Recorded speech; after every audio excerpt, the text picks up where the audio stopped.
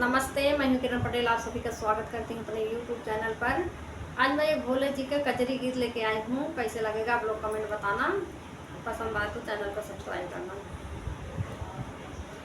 एक दिन आउता भोला अपने ससुराल में, सावन की बहार में ना।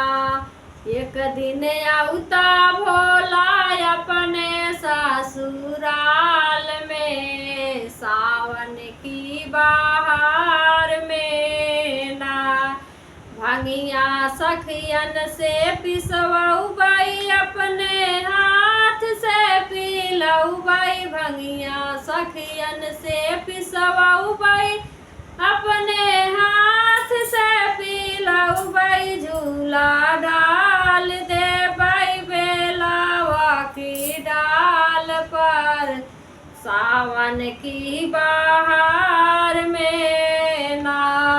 झूला डाल देवई बेलावा की डाल पे, सावन की बहार में ना।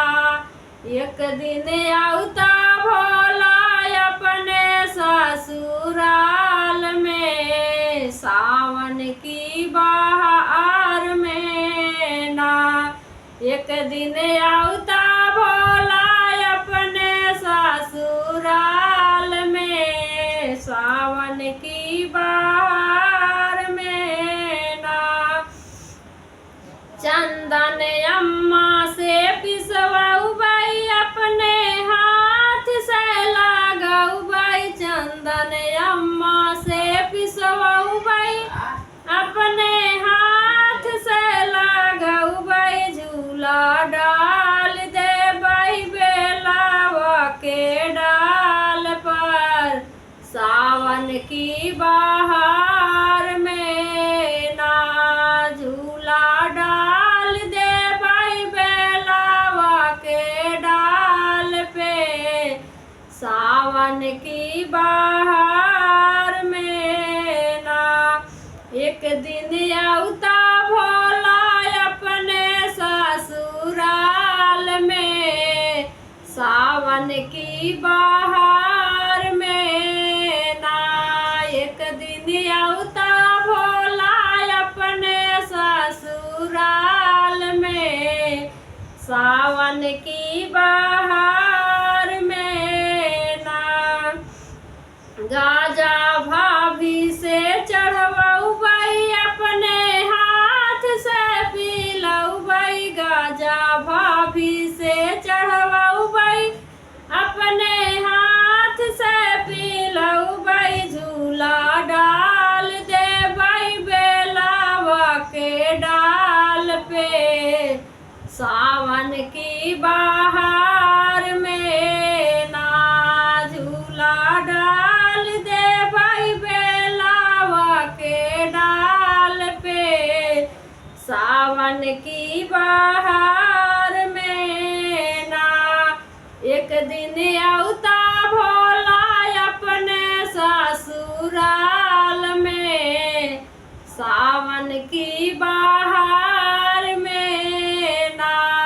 एक दिन आउता भोला अपने ससुराल में, सावन की बहार में ना। मिश्री बादाम मांगवई के थाली में सजवई। मिश्री बादाम मांगवई के थाली में सजवई। तो के भोगवा लगवई अपने हाथ से, सावन की बहार में ना। एक दिन आउता भोला अपने ससुराल में, सावन की बहार में ना। एक दिन आउता भोला अपने ससुराल में, सावन की बहार में ना। कंचन थाल मांगऊ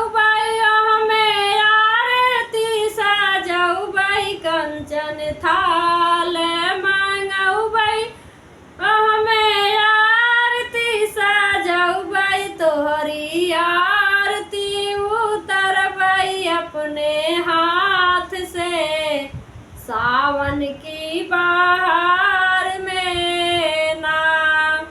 एक दिन औता भोला अपने ससुराल में सावन की बहार में